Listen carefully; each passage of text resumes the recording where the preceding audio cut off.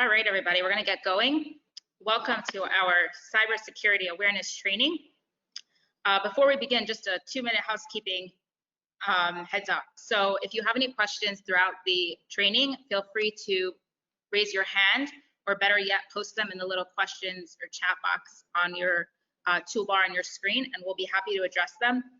We have a lot of amazing material to go through and share, so most likely we will stop at the end to answer all your questions, but we'll definitely be sure to address all of them, hopefully in today's training, but at the very least in a follow-up. So please keep the questions coming, and just raise your hand with the chat or post them in the questions box for us to address.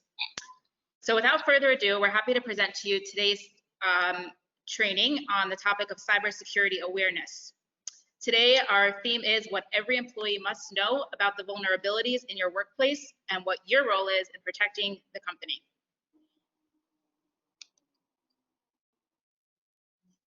So my name is Esther. I'm the operations manager here at RCS Professional. Just a 2-minute background about RCS. We began as a retail computer store in New York City. We were known as RCS Experience and rebranded in 1999, which is right about when we set out on our mission to empower organizations to be spectacular. Today, you're going to be hearing from our cyber division of our managed service IT company, servicing over 50 small businesses across tri-state New York and Atlanta, Georgia. So it's my pleasure to introduce Norman Dweck.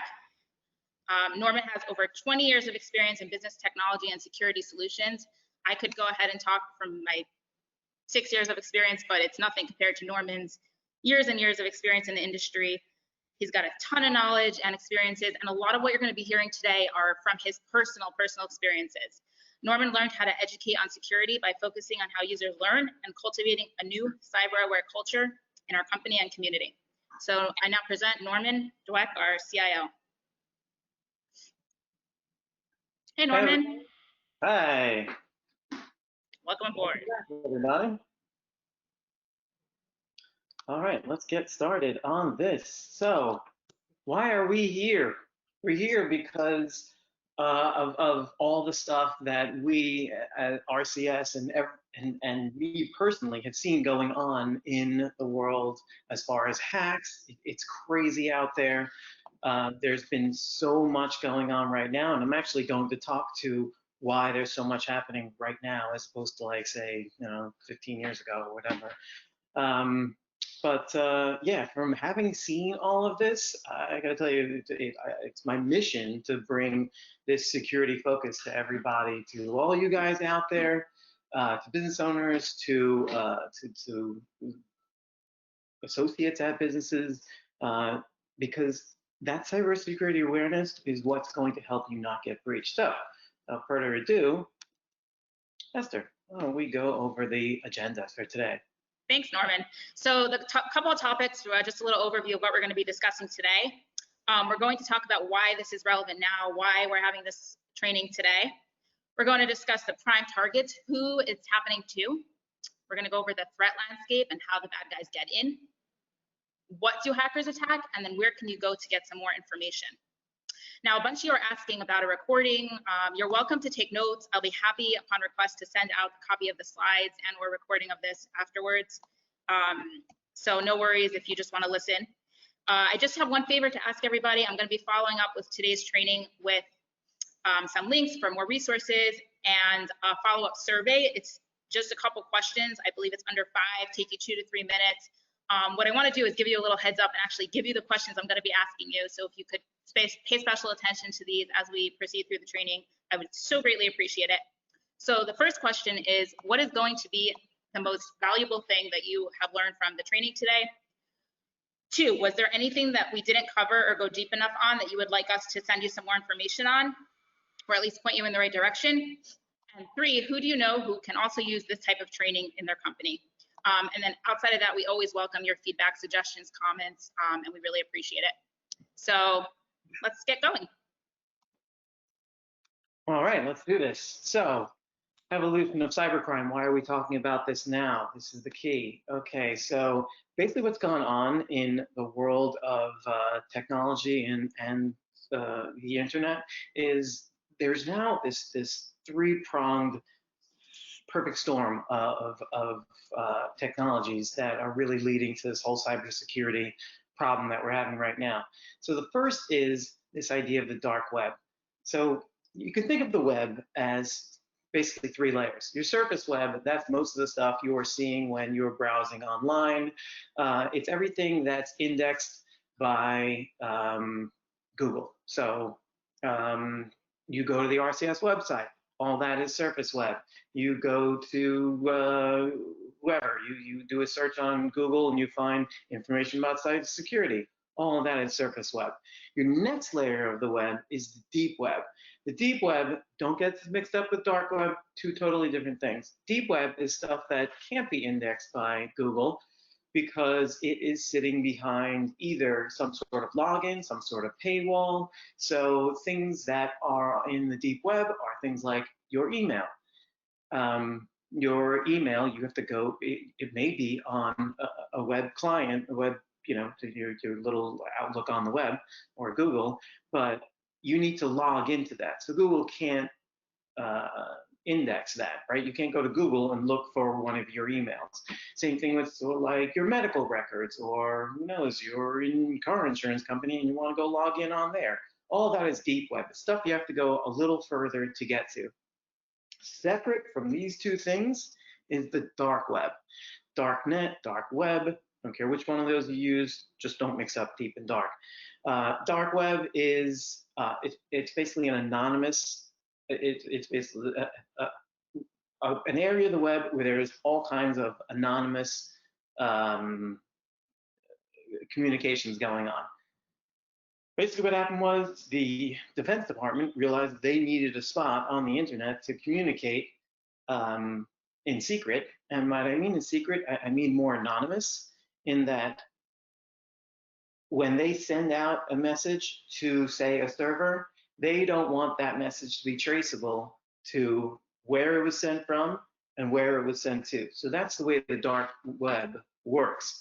If I'm on the dark web and I send out a message to a server, say like one of these marketplaces that sell drugs, because this is the stuff that goes on the dark web, I don't know, I can't tell from what I'm sending out, my packets that I'm sending out, where that information is getting to. So in other words, I can't tell, and nobody along the way can tell where that server I'm getting to is.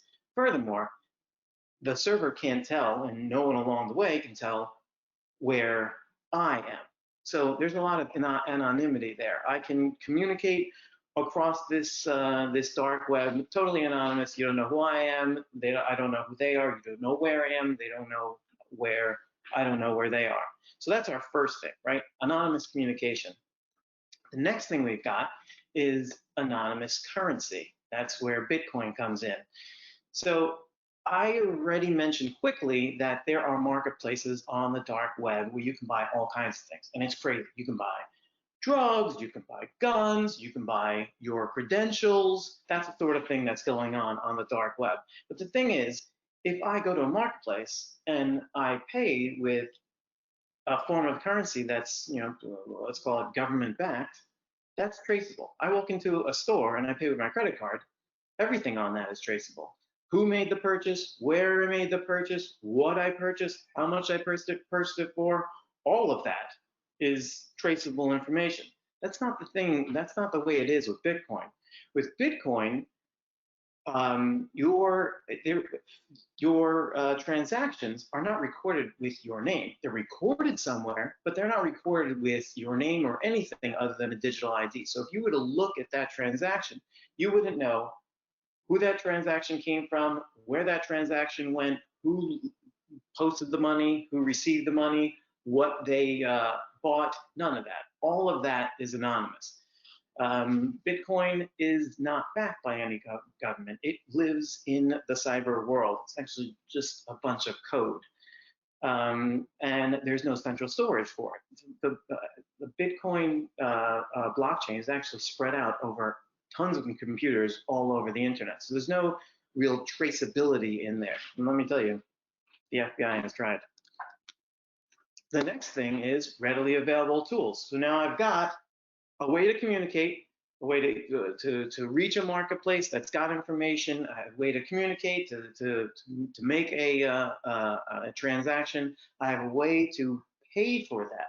All of that anonymous so far. Great. So now I can sell something, I can buy something. No one's going to know what's going on. But the next thing in the hacking universe is these readily available tools. These hacking tools, you no longer have to be this great super coder. It's this great super coder that like, oh, can write super code. Okay, good. I just got a message that my video is not so good, but hopefully my sound is. So we're just gonna keep going and hopefully it improves itself. Give that 1 second.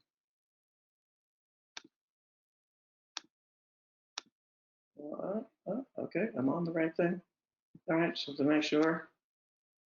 Back to me. Just wanted to make sure I was on the right Wi-Fi.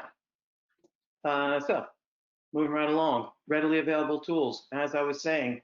So you should go to a movie, right? And you see those hackers in the movie and they're typing away and they're breaching firewalls and all of that.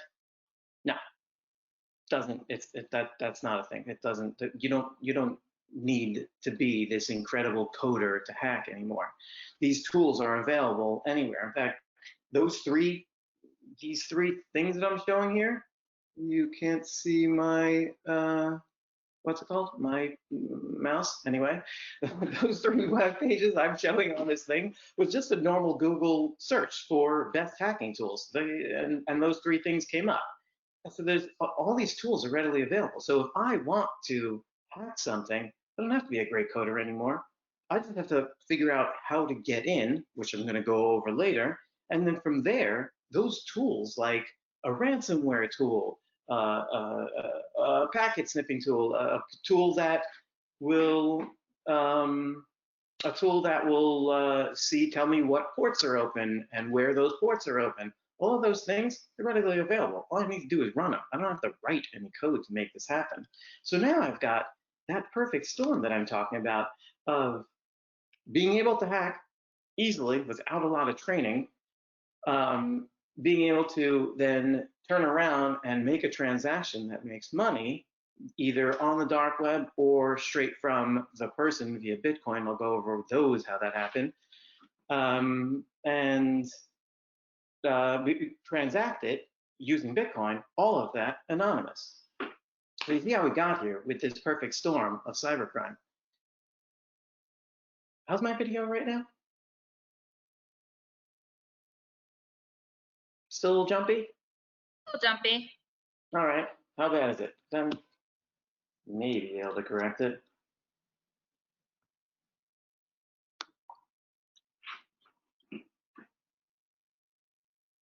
Okay.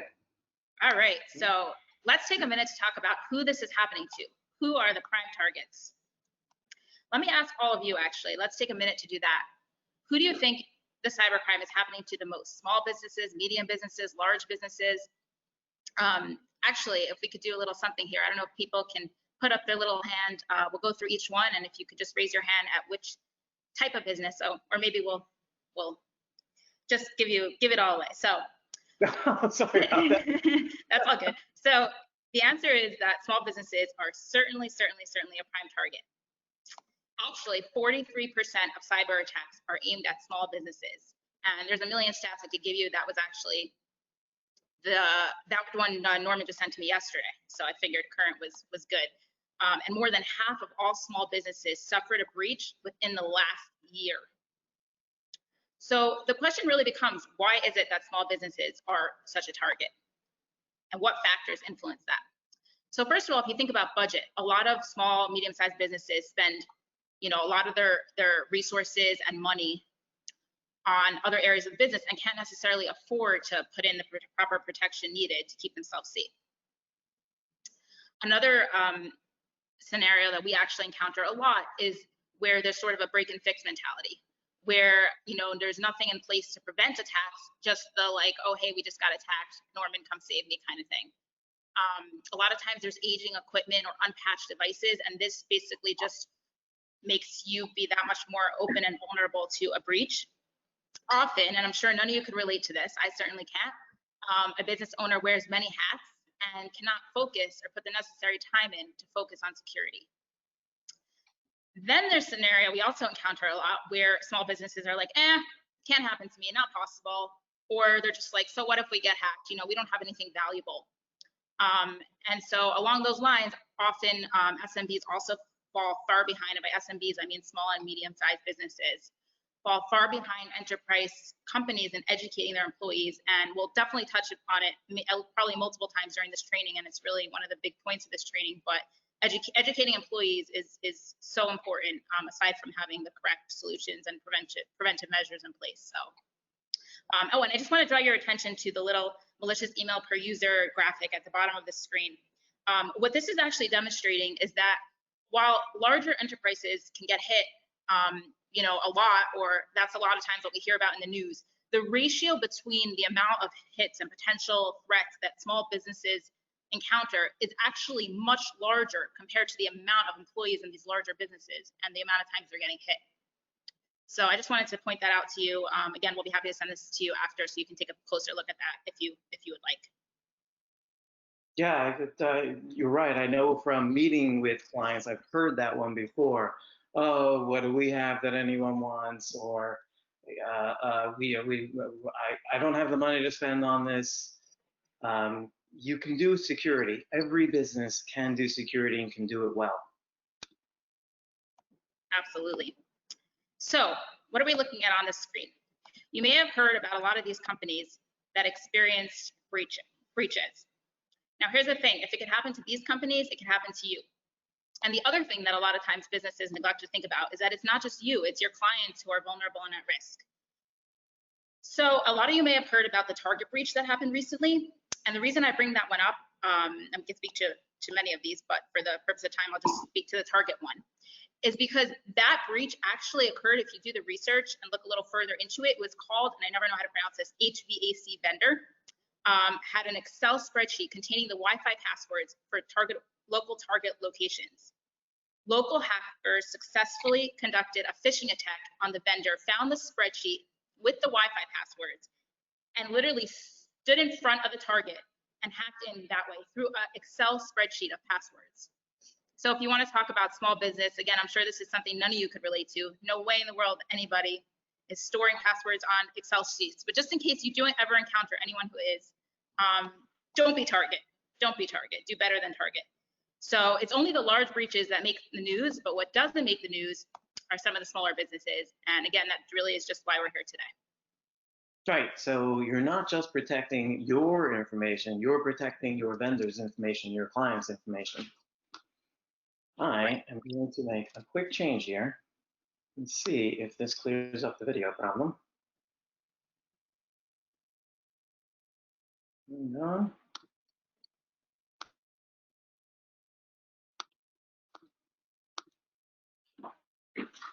Okay, how's this? Not better. That was I think a it's waste. better. Oh, okay, good.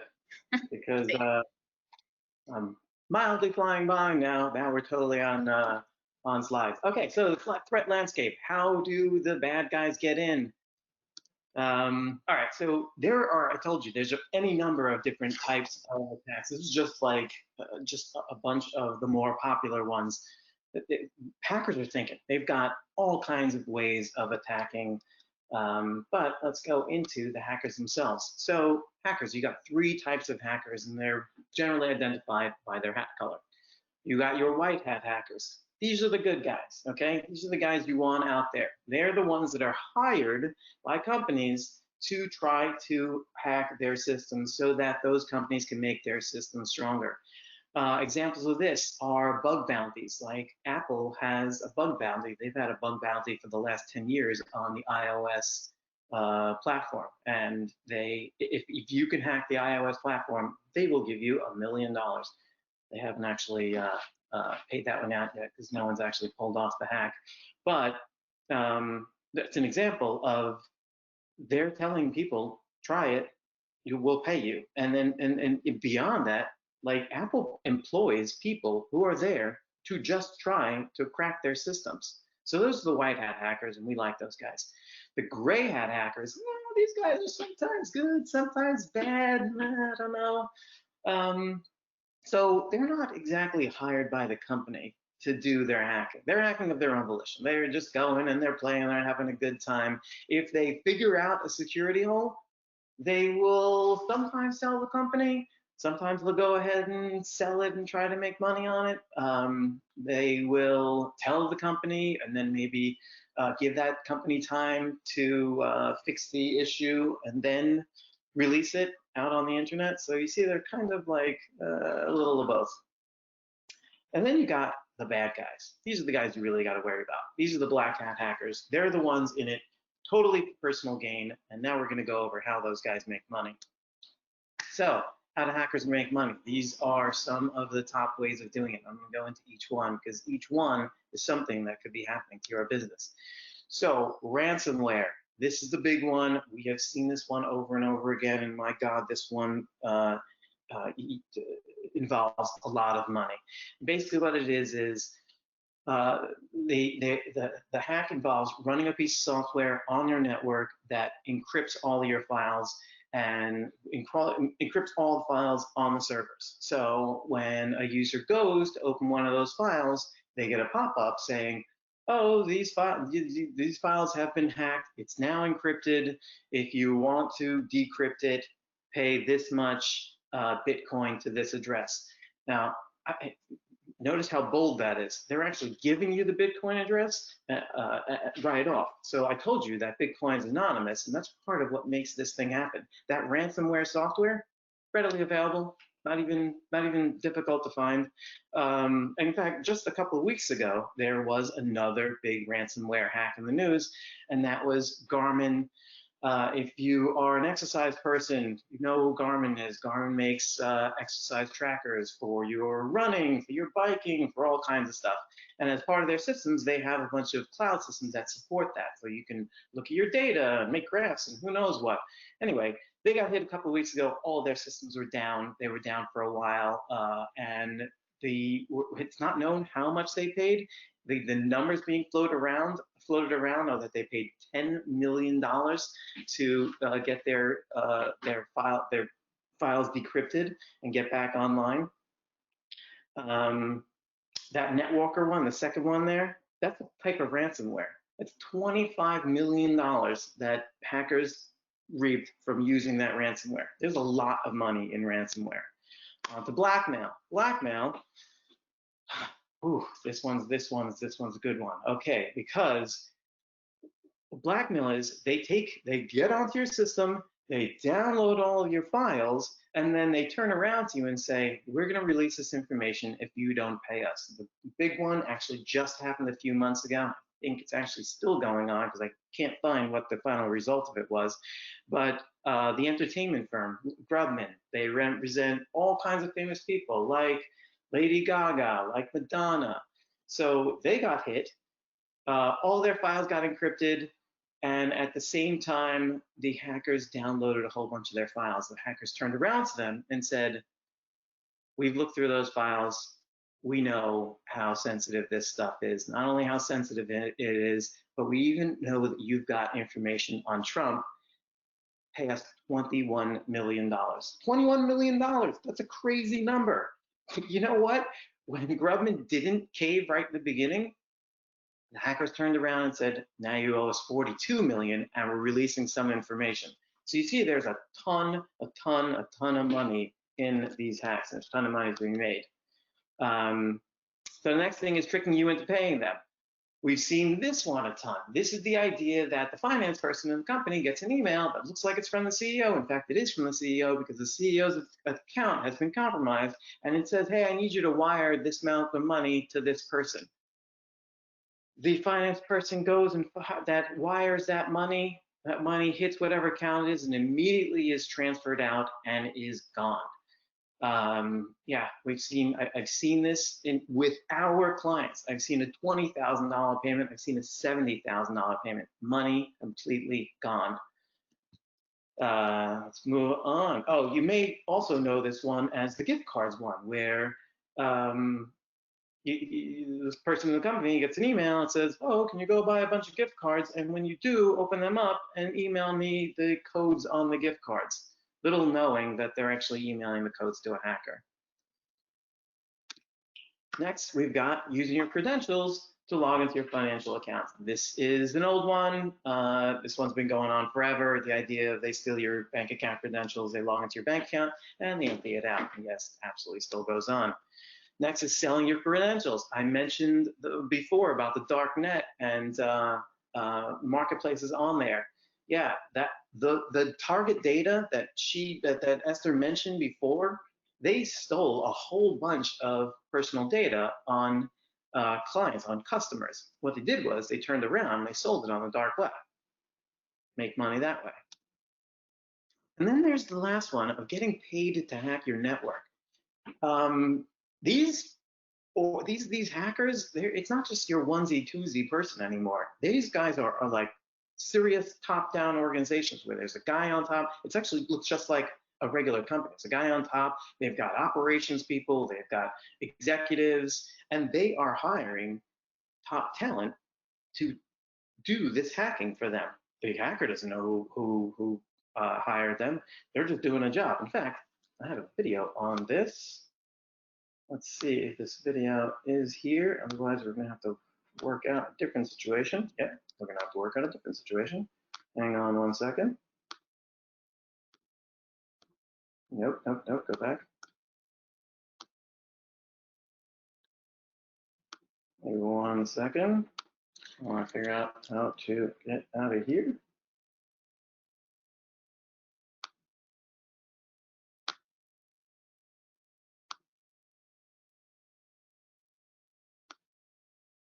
And we are almost back. We're almost back. We are back. All right, here is this video. This video boils my blood because it's true.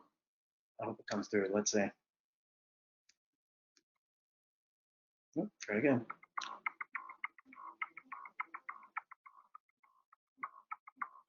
How did you decide to become a hacker?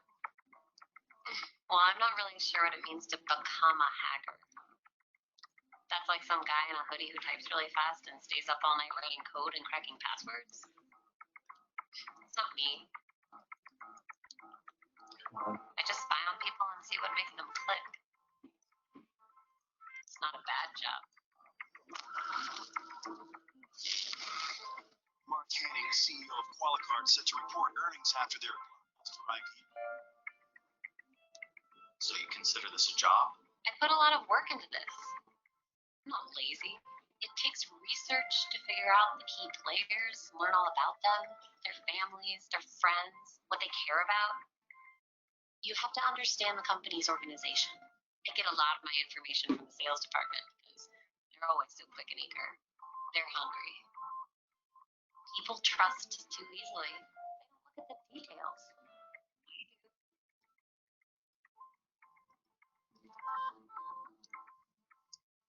Details matter. That's what I'm good at. It has to look completely believable. It has to look familiar. This is where research is important. It's not some generic piece of spam. It's an email from their boss with their company's signature. It's written in the voice of the boss. It's what he would say if he were writing this. What about the malware itself? How does that work? Somebody else out there already wrote all the code that does the actual attack. I'm just using it in the attachment. My skill is in my ability to get a bunch of people to click on that attachment. I always wonder what it's like when the whole thing unfolds on their end, when the panic sets in. Please leave your message after the beep. Hey, this is Rajiv in finance. Call me to get this. Something's up with my laptop. Katie, what's the way to the office? Something's going on with our file. Benefits dashboard is slow or call users on it. Call get this. Currently, there's a malware attack targeting our main. It's ransomware. They're holding us hostage. We're locked out of everything. I can't even check my phone. What about the backup? That will take days. We need this fixed now. Just pay it. We don't have a choice. We're reporting earnings in 2 hours. But how do we know that Just they'll? pay it. Put every single person on getting us back up and running. That's the only priority now. Okay, it's done. I have the decrypt key. Mark,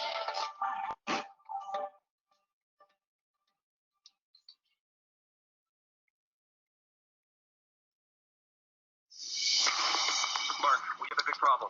The ransomware was just to distract us. They got inside. They got everything.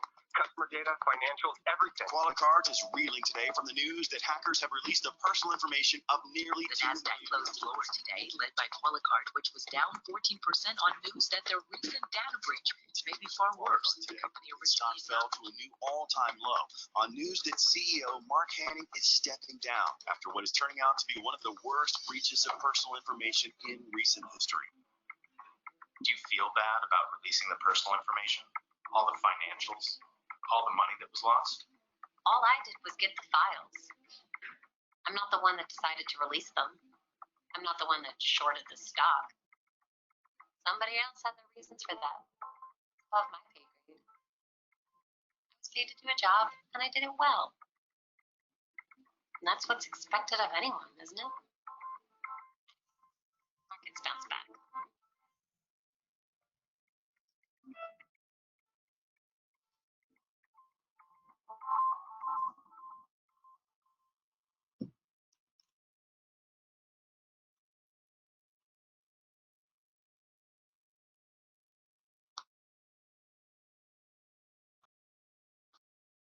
Okay. Gotcha. We're back. In 1 second here.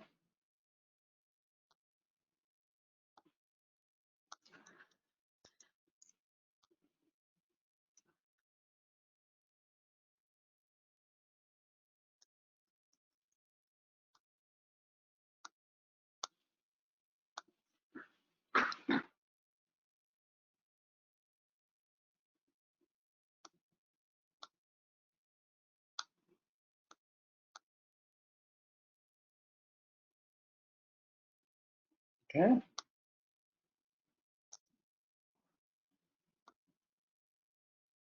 And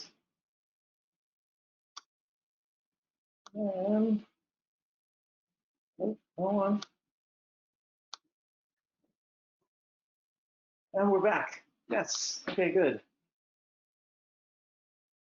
All right, moving right along. So that video there, I'm going to refer back to it because there's a whole bunch of stuff that happens in that video. And, oh God, it's so very annoying. All right, but let's move on. What do hackers attack? How to protect your business, yourself and your business. This is the important stuff. So this is maybe where you're going to want to start taking notes. So the classic stuff. Your devices, every one of your devices is a target. Your Windows, your Mac, your Android, your iOS, Windows.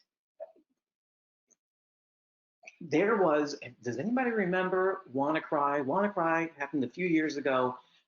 It was crazy. One day we woke up and it was like computers all over the world were being infected. England's NHS completely down.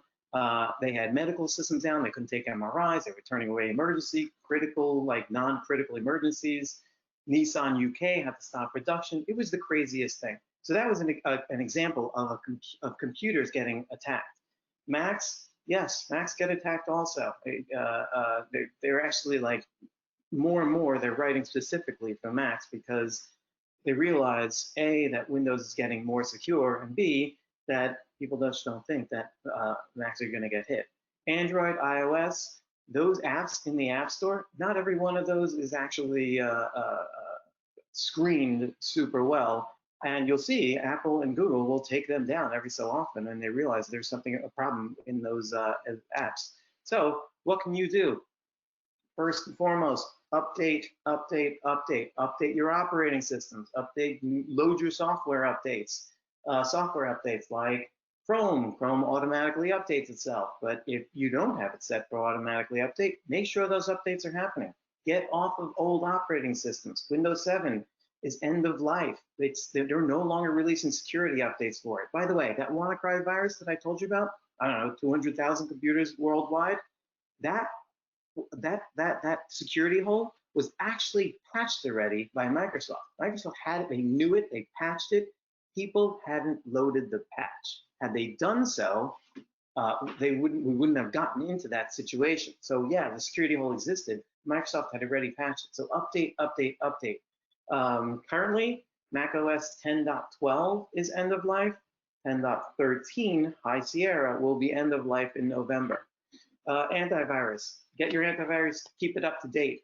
I make sure it's current. What I mean by current is your 5-year-old antivirus, that thing's not going to help you. The attacks are changing, so the antivirus companies change to keep up with it. It's a cat and mouse game. The antivirus, the virus people write viruses that attack antivirus software all the time.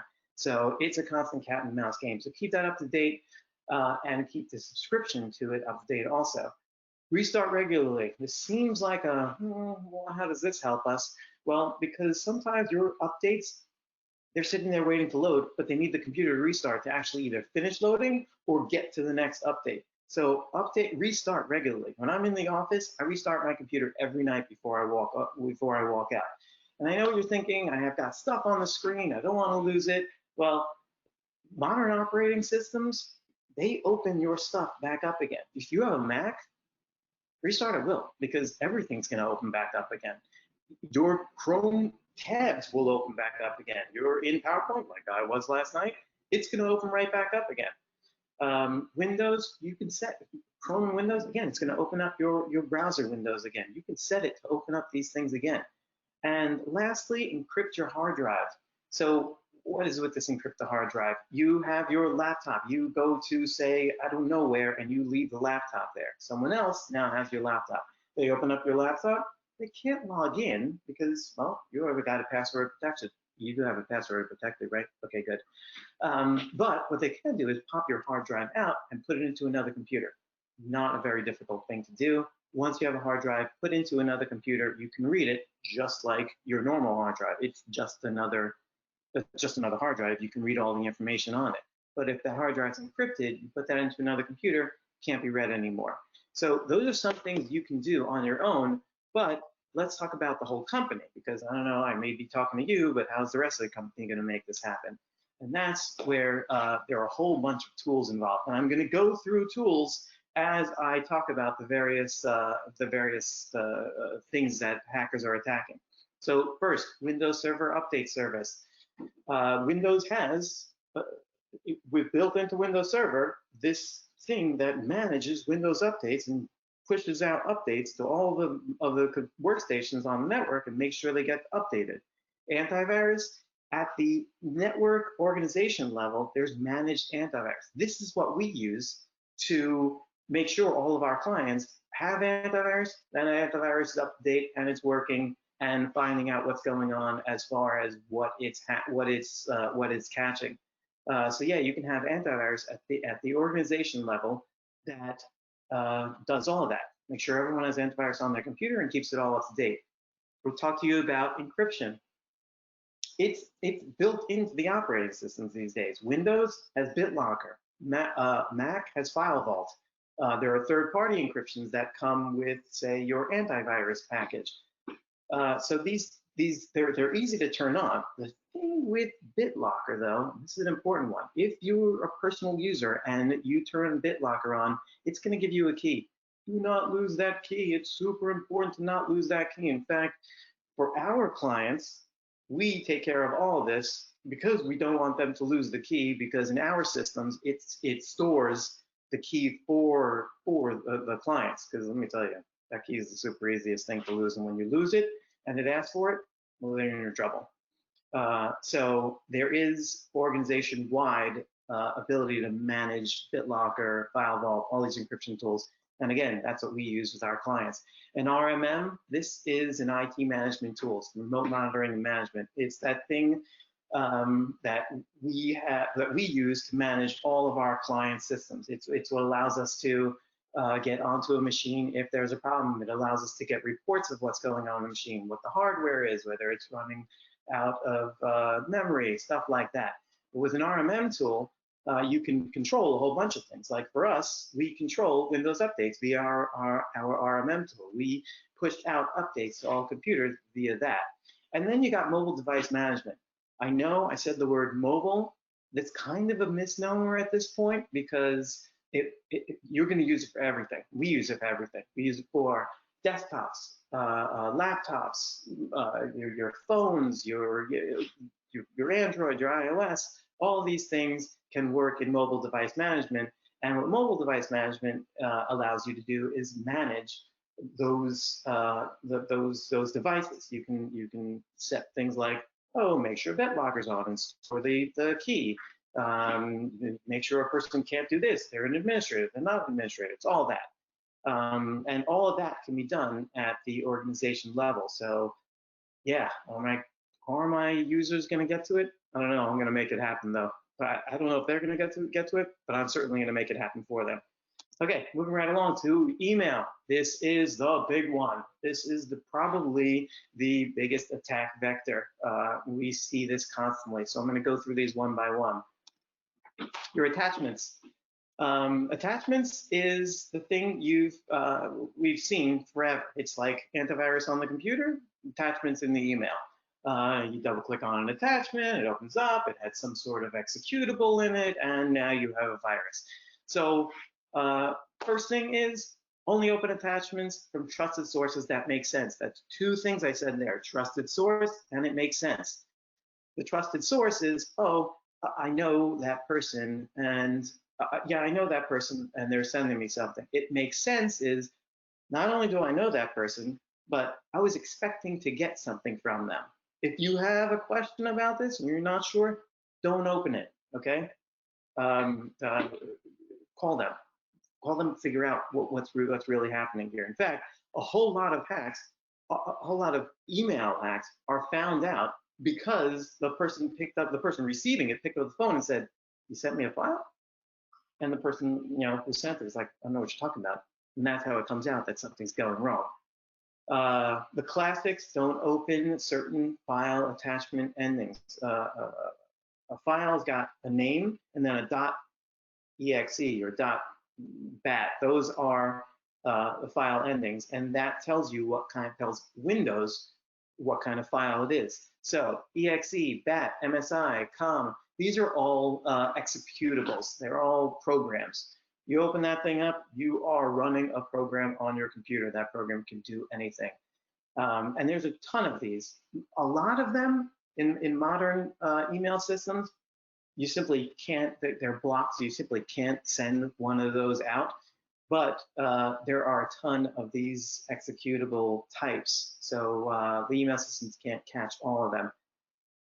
Just keep in mind, don't open an attachment with an extension you don't recognize. And furthermore, if it says that I sent you a PDF, but you look at it and it's a .htm, that's not a PDF.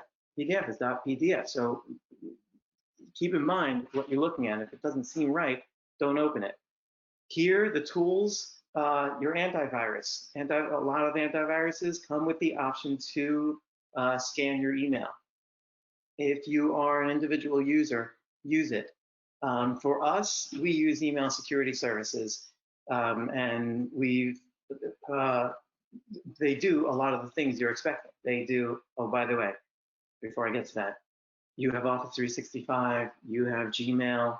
Yes, they do have stuff built in, but these added layers of protection add more features and find more things. So for us, one of the examples is we leverage a software that will explode attachments. What do I mean by that? I mean, I send you an email. It's got an attachment in it. It first goes to this email filtering service. What they do is they take the attachment and they open it on their systems. It's a sandbox area, so their systems aren't going to get infected. Theirs aren't going to get infected. But I'm sorry, I just got a text from someone who's on this webinar mentioning something that's going on here. So what does it do? It explodes an attachment. What happens? What does that mean? It means it opens that file on their system and waits to see if there's a problem in it. If there's not a problem in it, it's going to forward. It's going to say it's okay and forward it on. But you know what? Hackers aren't stupid. I'm going to keep saying this. The hackers aren't stupid. They're thinking very hard. And what they'll do is they'll do a delayed payload. So you may open the attachment and it may not release the payload right in the beginning because they know that that's what the filtering companies are looking for. But the filtering companies aren't stupid either. What they do is they speed up time in their system. So your normal computer counts time in well, what it should be, 1, 2, right, seconds. What they do is they just speed that all up. So they open up the file on their attachment on their system and then speed up time for, like, they can do hours in seconds. What you'll see on your end is that you'll get an email. It'll look like it had an attachment. You won't be able to open that attachment. And yeah, this is a problem for some clients. They found it annoying, but let me tell you, wait it out because turning that off can cost you a lot more later. So yeah, and one of the problems again with the service is you're waiting for the filtering company to explode that attachment. So you're waiting on it to come down. It could take as long as 10 minutes before you get that attachment, but it's well worth the wait if it was a malicious attachment. Before I get to the next one, which is phishing, I want to go over social engineering because this is like the heart of most attacks. I told you that most hackers aren't good at coding. Most of the hackers are actually good at this idea of social engineering. I don't know if you guys remember back in the annals of time, Marvin Mitnick. In the 80s, 90s, Marvin Mitnick was the hacker extraordinaire. He had hacked everything before he got caught. And he was like, wow, holy cow, this guy can get into everything. He must be an amazing coder. Turns out the guy wasn't an amazing coder. He wasn't even he was an okay coder at best. But what he was good at was social engineering. He would call people on the phone and get them to tell him either their password or enough information that he could crack their password. And that's what this whole social engineering thing is all about. You see it in a phishing email. You get a phishing email and it says, oh, here the Amazon one. The Amazon one is great. Here's your receipt. And you're like, I don't understand. I didn't buy anything. Why is Amazon sending me a receipt? And they get you to click on that link. That's social engineering. And this comes not only in email form, but it comes in phone call form also. Just a few months ago, our own CEO, his wife, got a call from someone that said they were Apple and said they noticed something that didn't seem right as far as the logins in their Apple ID. Instructed her to go onto her computer and go to a website so they can check her computer and make sure it's okay. All the while making like they were Apple. Luckily, Jeff was in the kitchen, heard this and said, that doesn't quite sound right. Turned out that was a social engineering hack done over the phone. So let's get to phishing. Phishing, what is it? It's the idea of getting you to click on something in a link, in an email, and then it'll take you to a website that looks like you're logging into whatever thing it is, like for example, Netflix. And then you log in, you put in your username, put in your password, although the problem was you weren't logging into Netflix, you were logging into a hacker site that looks just like Netflix. What's the problem there? Well, they now have that username and password. That's the way a phishing attack works. So, and I'm going to go into this because that Netflix one you're seeing on the screen, that's my mailbox. It actually just happened to me. What is that, August 1st? So a few days ago, I got this one. So before I go into what to look for in a phishing email, the first thing I'm going to say is don't click the link. And what I mean by this is you got an email from Netflix, you have a Netflix account, don't click the link that says login or restart your membership or whatever. Don't click a link in that email. Go to your browser and log into Netflix. In fact, what I did when I saw that email was I went to Netflix, I logged in, I looked at it on my phone, I logged in on my phone just to see if there was something going on in my account. So yeah, don't click on the link in there. If you've got an account on it, go directly to the account. You get a call from somebody, same thing. No one's going to call you and ask you for your password. No one's going to call you and ask you to get onto your computer. These things just aren't going to happen. Turn it around. Always turn it around on them. Oh, I get a fraud phone call from my credit card company. Yeah, great. I'm going to call you back. And then I go and I call the credit card company main number and say, hey, I just got an email. I just got a call from the fraud people. They connect me over. And if it's real, it's in their system. So same thing here. Don't click on the link. Now, what to look for? Because that doesn't actually work all the time. Because there's a lot of, again, hackers are smart. They know this idea of just going to the website, not clicking on the link. So they'll change things around on you and get you to click on that in a different way. Like, oh, here's an encrypted email you need to read. Because no, you can't go to some system and log in. No, you actually have to do it through this email. There's no two ways about it. So let's go over a domain. So this is one of the big things you're going to look for. So now, this is what a web address looks like. Okay, you've got your HTTP, you've got your server here. All this ABC is where you're going. And then you got your slash, and then everything after that is where you're going on that server. Okay, the important parts here are everything between this. Oh, you can't see my what's it called, my pointer again. I forgot everything. So you got HTTP:////. That ///. That's where you're starting what you're looking at. And then you've got www.example.com, that second / after .com. That's the end of the key stuff here, okay? So everything between those slashes, those first bits of slashes, those are the server that this is coming from. The important parts of that server are, we're going to go to the end and work backwards. So you got C, okay? So you see part C, which is the top level domain, .com.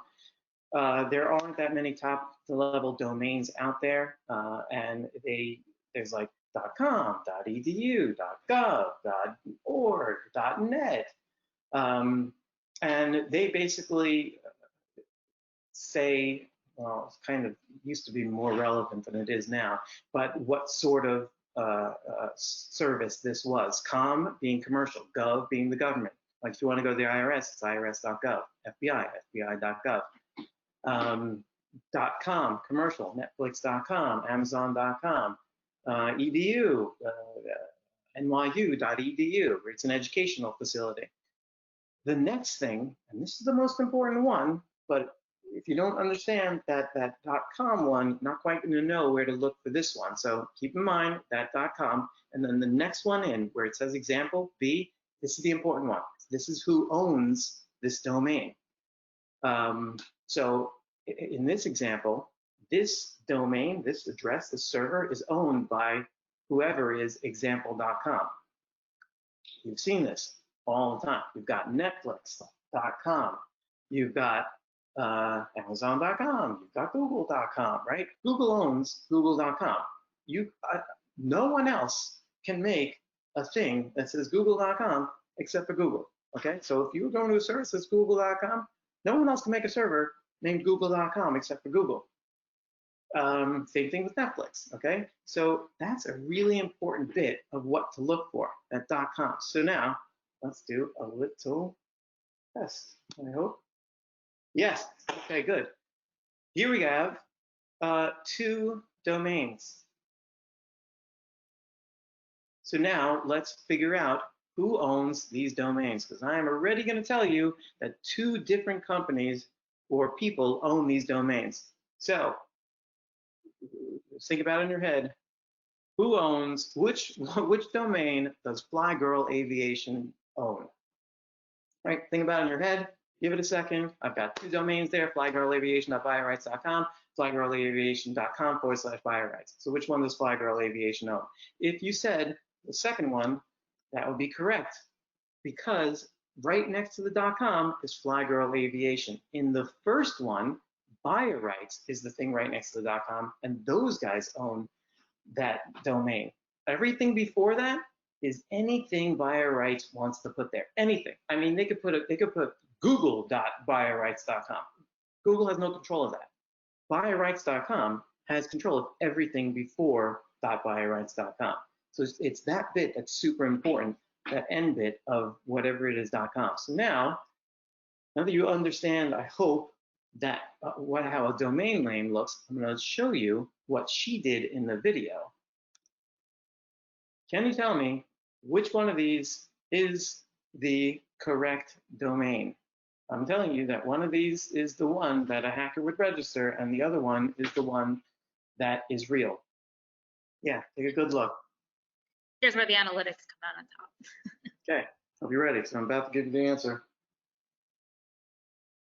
So if you take a look at that second one, you will see that it doesn't actually say Fly Girl Aviation. It says Fly G-I-R-I Aviation. Yeah, when you're seeing that, like you're seeing that on a small screen. Let me see what it looks like. Okay, good. You're seeing it on a small screen. It's hard to pick up, but that one letter, that's the most important thing, because the hacker registers Fly Jury Aviation instead of Fly Girl Aviation and tricks you that way. Okay, so now let's see this in practice. No, wait, before I go to that, the next thing that I'm going to show you all this in practice. Next thing you're going to look at is abbreviated domains. Things like bit.ly, like snap.ly. Why do abbreviated domains exist? Because Twitter. So Twitter used to have 180 character limit. It's then, sorry, 140, I think. Then it went up to 280. So if you wanted to write a tweet and you wanted a URL in that tweet, you had to, basically, you wanted that URL to be as short as possible because you wanted to write a whole bunch of words around it, right? So for example, here, used into RMM, switch to Pulseway, save 25%. So you wouldn't be able to write that much text if your URL was super long. URL is your address. Your web address was super long and it was taking up all those characters. This is why abbreviated domains, web address shorteners exist in the first place. But in an email, you don't need that. You can use all the characters you want. You're never gonna need to shorten a domain in an email. Don't need it. So if you see an abbreviated link, get out of there. By the way, the other place you'll see an abbreviated link is on a phone. And yes, text phishing scams, they exist. I think I actually had one on that first slide. And yeah, that's what you'll see, this abbreviated link. Again, don't click on it.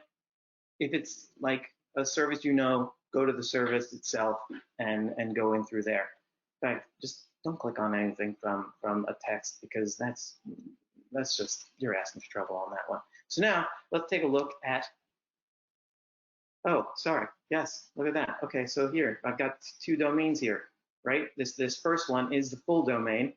The second one is the shortening of that domain, or you hope.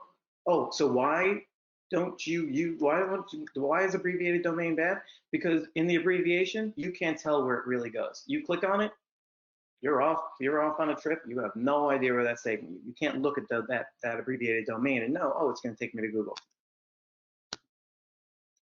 Okay, so now let's talk about how to spot phishing. This is the one I got the other day, okay?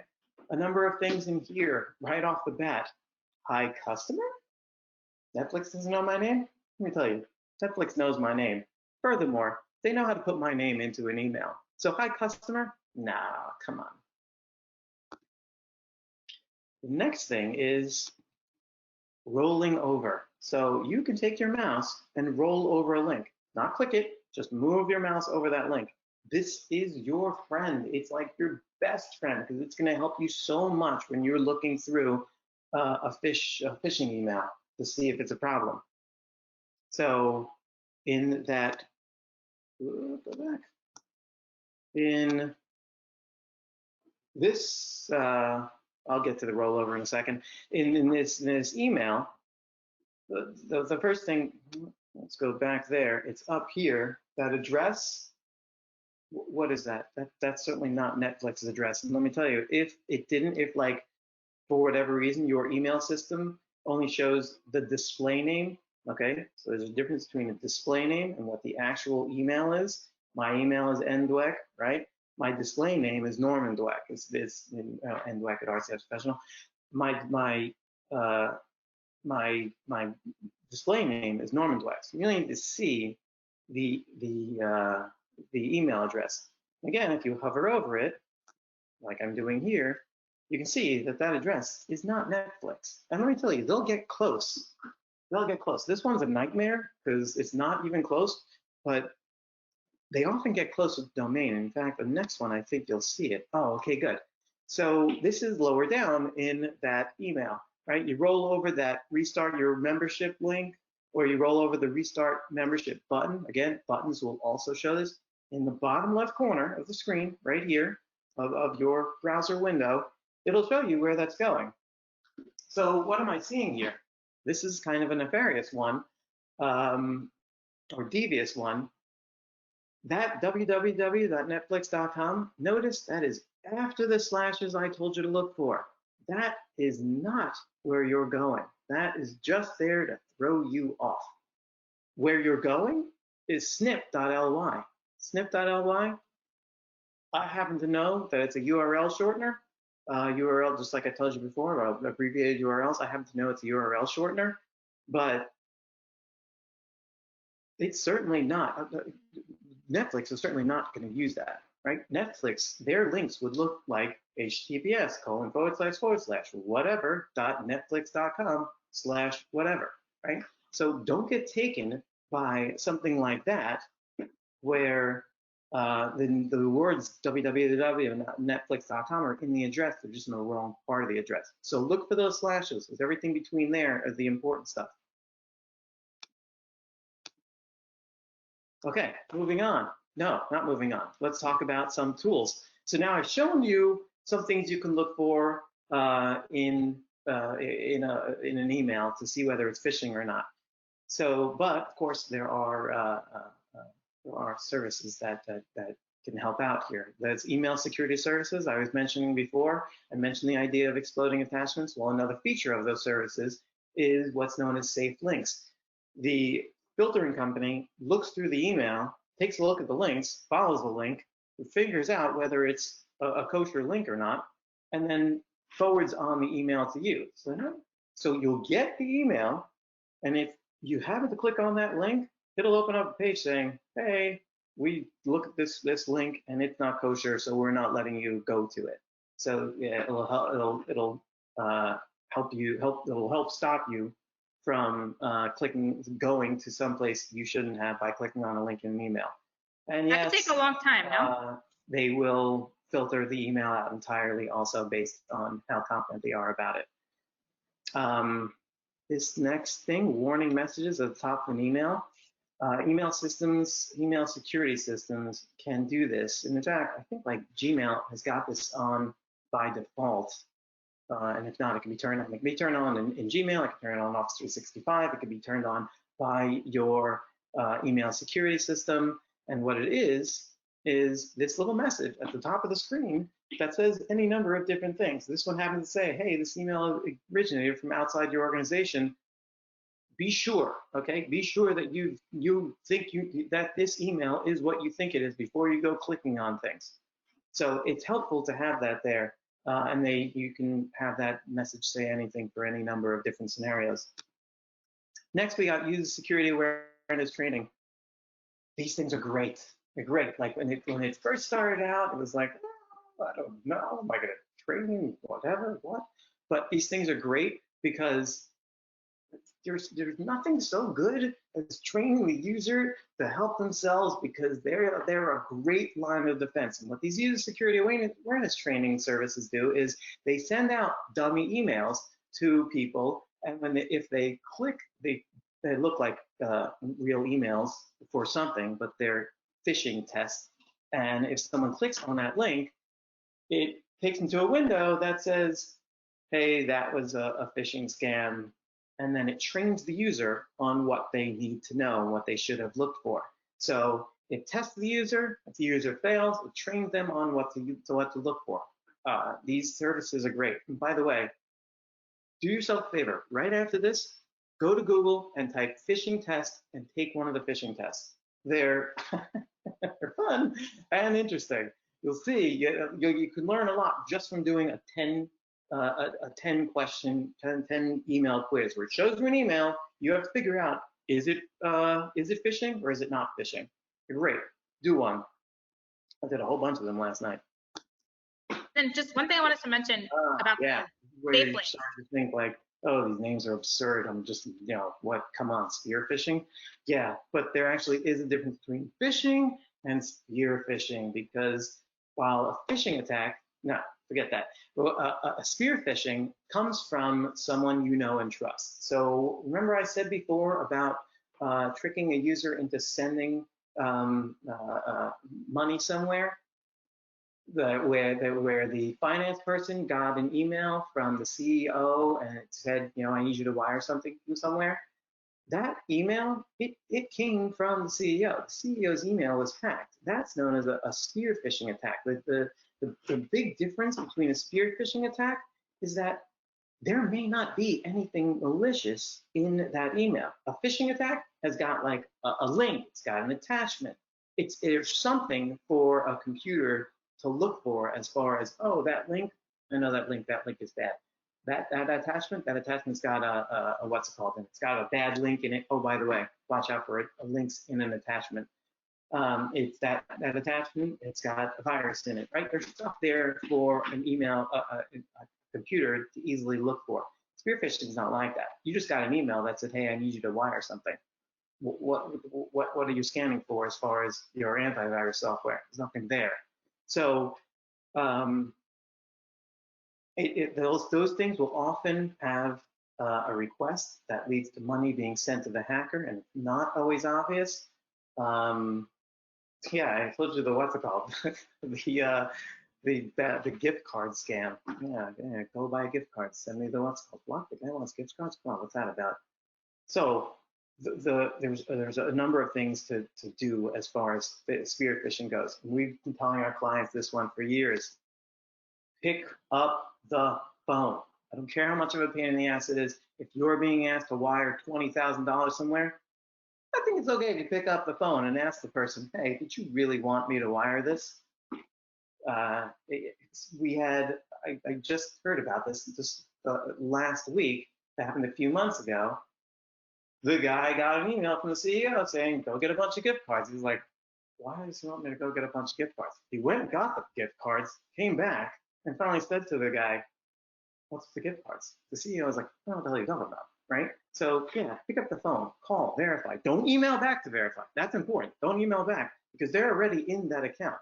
That hack that I told you about, $20,000 sent, that finance person, not a stupid person at all. In fact, a very smart person. He wrote back and started questioning what's going on, why, and he kept getting emails back. They had a whole conversation before he finally sent that wire out. They had a whole conversation, and that conversation was actually with the hacker, and not with the person who they thought they were talking to. So pick up the phone, call, verify. So tools. Because, yeah, I told you there's not a lot to look for in there, so what can a tool do here? But you know what? Cat and mouse, the security people, they're thinking. So we've got this thing called AI. We've got this thing called AI. And what AI can do is it can suss out an email like that, because what it does is it learns how people write their emails. If I write an email and I always sign it Norman, all lowercase, thank you, Norman, and then suddenly you get an email from me that says thank you, Norman, with a capital N, that's the sort of thing that it's going to see and it's going to flag. So those systems exist, and they're great. Okay, moving right along. The websites you visit. This one, you probably know about. This is you, for whatever reason, a website got hacked. It's usually that they didn't update their web servers. They get hacked, the hackers take control of the website, they put code on that website, you visit the website, code runs on your computer, and now you have a virus. How are you going to avoid this?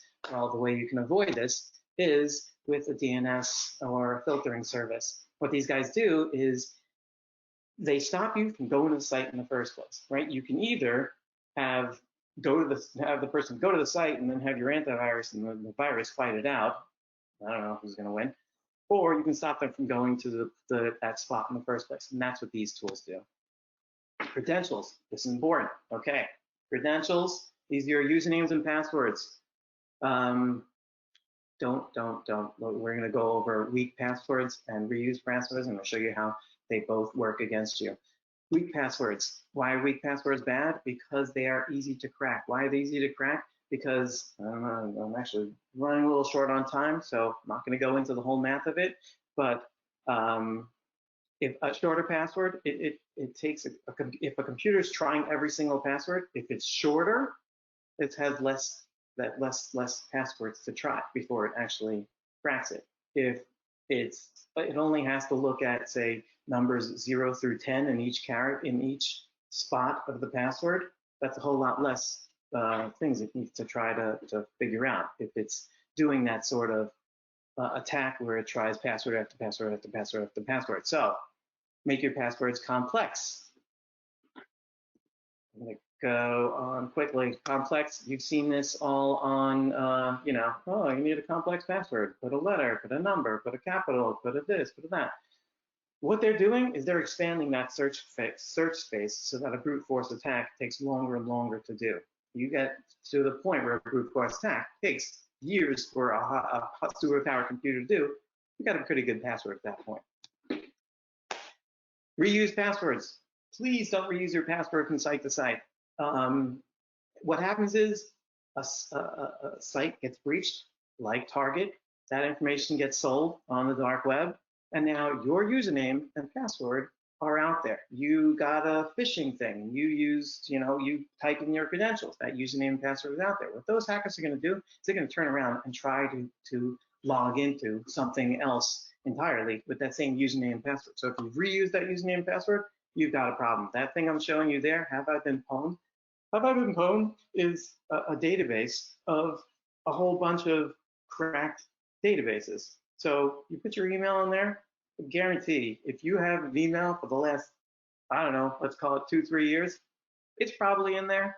What came up, that breaches your opponent, that list, this is mine, okay? That list goes on. It's like 13 different breaches. So don't reuse your passwords. But here's the thing. I already told you, your passwords have to be complex, and I have to have different passwords for every site. There's no way I'm going to remember these all. So password managers, these are awesome, okay? These things save your passwords, and they will prompt you to make crazy passwords, and you can make the crazy passwords because it's saving it for you, and it's going to type those passwords in for you. So for example, on your iPhone, here is me going to Netflix, right? It says to me, hey, do you want to use that login? Yeah, of course I want to use that login. And it does it, I just click the button, it logs the whole thing in for me. If it didn't know, if it didn't have that password saved, it would ask me, hey, do you want to save that password? Yeah, sure, I'm going to save that password. Awesome. So it holds on to those passwords. One thing to realize with these things is these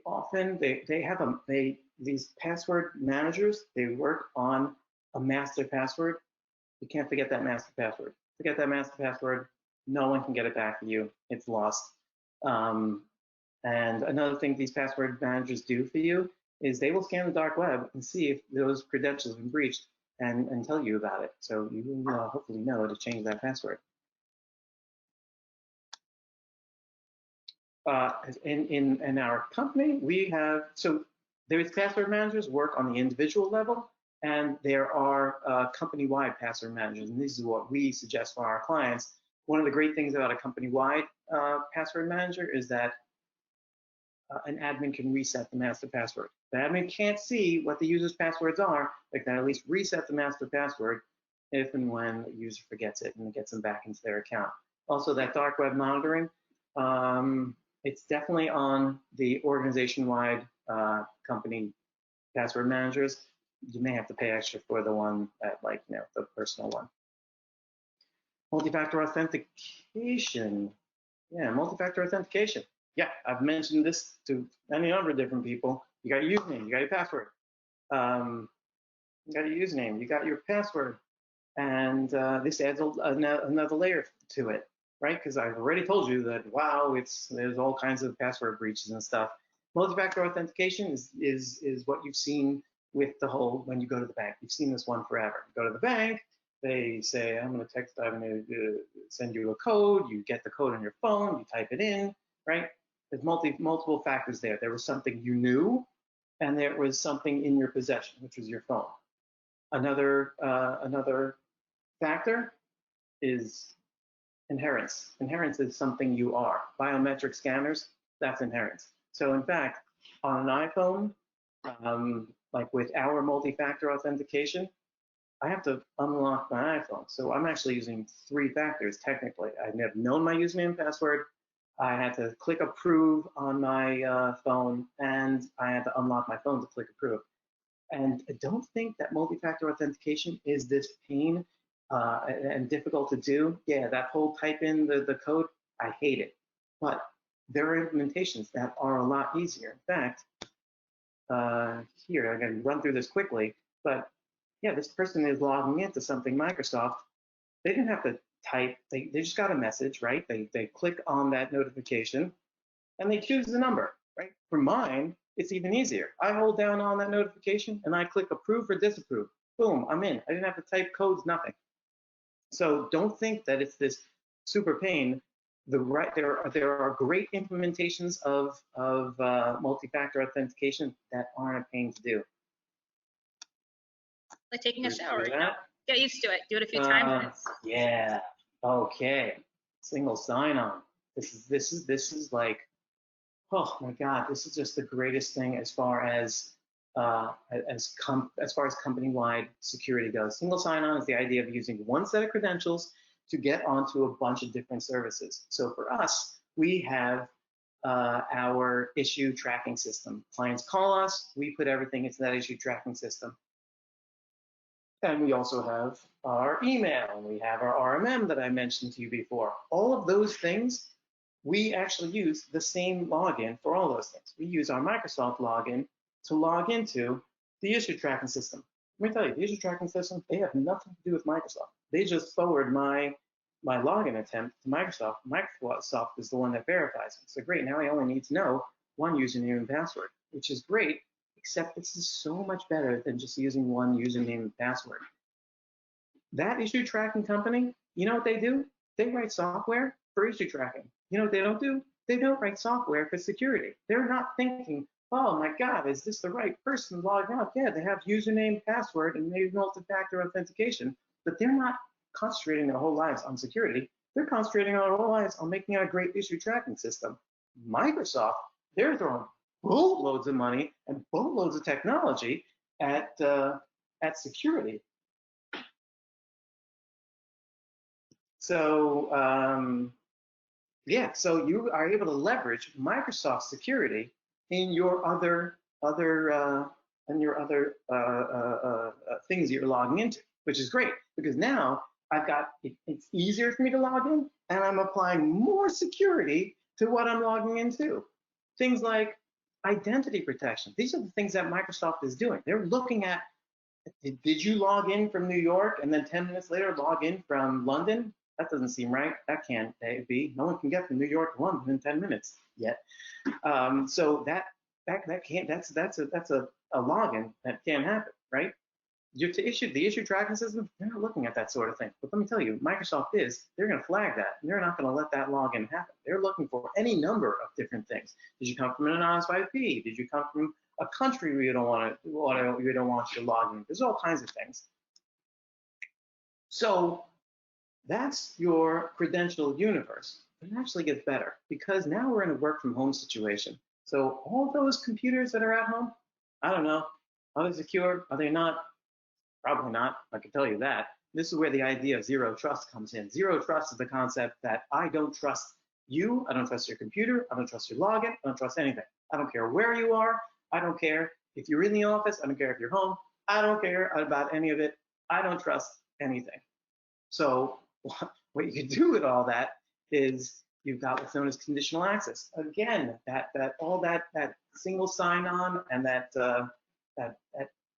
where my sign-ons are being forwarded to what's it called? To Microsoft or a company that is taking care of security. What they can also do is they can look at that machine and say whether they're allowed on or not. Is the antivirus installed on that machine? Is it up to date? If not, I'm not letting them onto the system they're trying to log into. Is the operating system current? Are the patches installed? All these things that can happen via conditional access, that's security you're leveraging by doing that SSO and forwarding those logins to Microsoft. And yeah, they can tell what that machine is and make sure it's not a problem. It's not a machine that we don't want on the system. In fact, you can set it so granular that, oh, this machine is somewhat okay, I'll let it onto these apps, but not those apps. Like, the whole security world as far as identity and conditional access goes, it's great. There's so much you can do in there to protect stuff.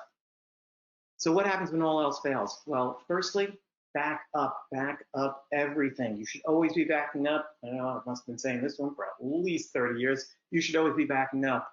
And when you back up every so often, make sure you're backing up what you think you're backing up. So audit that backup. Make sure what you want to be backed up is being backed up. Test restore. A backup is not good if you can't restore it. So test out your restores every so often. Test out seeing if you can restore the files you're backing up. And then you've got your last line of defense. Manage detection and response. Remember those white hat guys I told you about? Well, those guys started companies. And those companies, what they do is they look for signs of a hacker being in your system, being in your network. And when they do, if your hacker does get past all this, these are the guys that are going to catch him inside your network. And there's things that they know to look for, well, because they're hackers themselves, and they basically rank their systems thinking about what they would do as a hacker once they were inside your system. So MDR, great last line of defense. So some tools I talked about. We're going to send you these slides later if you have. I've got tools for the individual user, tools for the organization. And with that, I am going to open the floor up to questions. Go. All right, we got some really great questions, actually. You hear me now? Wait, is it me? I think it's you. No. Talk to me. Can you hear me? Okay, I'll jump into the questions thing myself. You can't hear me? Let's see what else to say. Oh, Amanda, yeah, the Garmin hacks, my God. My brother's a triathlete, so three brothers triathletes. My God, did I hear that one. Can a password manager be hacked? So yeah, this is that idea of, well, got all my passwords in one place, and now that's just gonna get hacked. If you had the conversations that I have had with the password manager people, you would see how much thought and security they're putting towards their passwords, putting towards storing those passwords.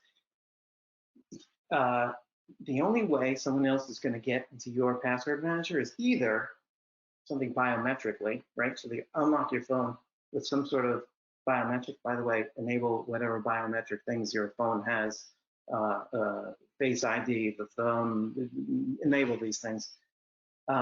So either they're getting on like that, or you're getting on a device of yours that is logged in, or they know your master password. You're not telling anyone your master password. And what I mean by, so yeah, let's say I do. So for example, I've got the one on my iPhone. I have to, even if my iPhone is, even if I get onto my iPhone's locked, I still need, once I open up the software to look at what passwords I have, I still need to get a, but there's still a biometric thing to get onto that app. So yeah, those password managers, they're super secure. And in fact, they don't even know your passwords. Why? Because they hash the password. So they can't, you said, hey, I need that password. They couldn't even tell you. So their employees couldn't even tell you what the password is. I hope that answered both yours, Harvey, and Julie's questions. Yeah, Julie, yeah, I understand the hesitation. Once you start using one, and well, for one, you'll love it, and for two, they are super secure, and we can go over this after, and I can show you like how secure these things really are. Just remember that master password is key.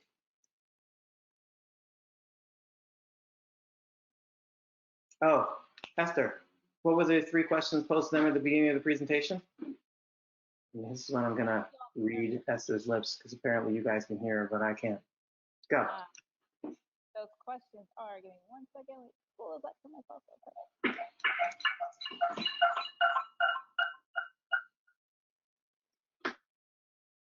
So first question is, what is the most important or valuable thing you learned today? So Zig and Norman, I'm gonna, 2, was there anything I didn't cover or go deep enough, or Norman, that you want us to talk more about or send more information on, like password manager, security, things like that? And 3, who do you know who can use this type of training? So all yours, Norman, if you can hear me.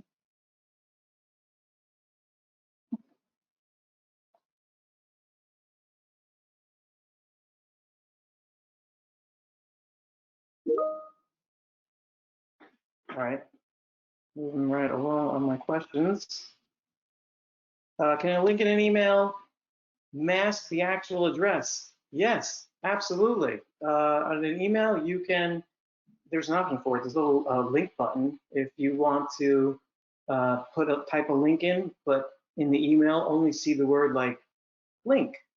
So yeah, you can absolutely mask a link in an email. That's why always hover over a link before you click it and take a look at the bottom right corner and see where that thing is actually taking you. So for example, I can name the link www.google.com and put the underlying link, the thing it's really going to, as something completely different. So yeah, hover over it before you click on it and take a look in the bottom right corner and see what that link says.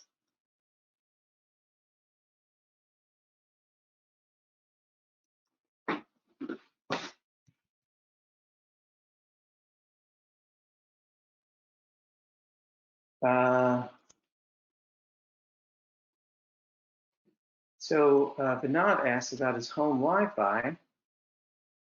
He asked a couple of things. Can the Macs be hacked? Yes, for sure, Macs can be hacked in a lot of the same ways that Windows machines can be hacked. That whole social engineering, a phishing scam, for sure. You just those tools are readily available. You just have that email run a piece of code that's written for Mac, and yeah, they're absolutely written for Mac. Where did I see that? Is it in the video that she has downloads a ransomware for a Mac? I don't remember. Your home Wi-Fi. So can your home Wi-Fi be hacked? Yeah, sure. I don't know how secure your home Wi-Fi is, but that's the idea of zero trust that I talked about before. I don't trust you when you come to log into my stuff, right? So Microsoft is looking at your login, and if they see something, even if it's something they expect, which is like it's something you expect, like, oh, I see that he's coming from the network he always comes from, but you know what? That computer is not a computer I've seen before. Microsoft's going to flag that.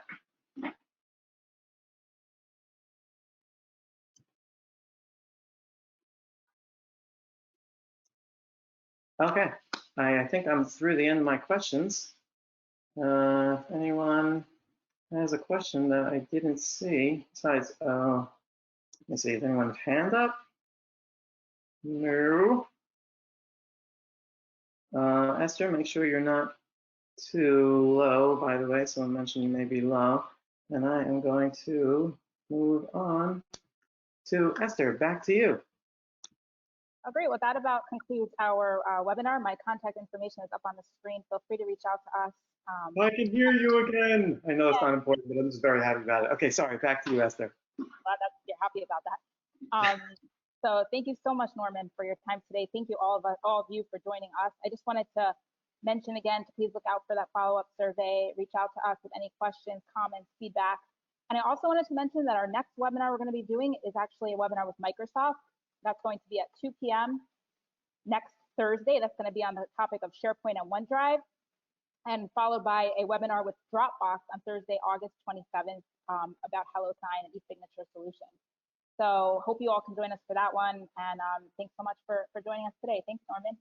Awesome. Thanks, everybody. And remember, I know I talked about a whole bunch of tools and stuff and things you can do as an individual, things you can do as a company.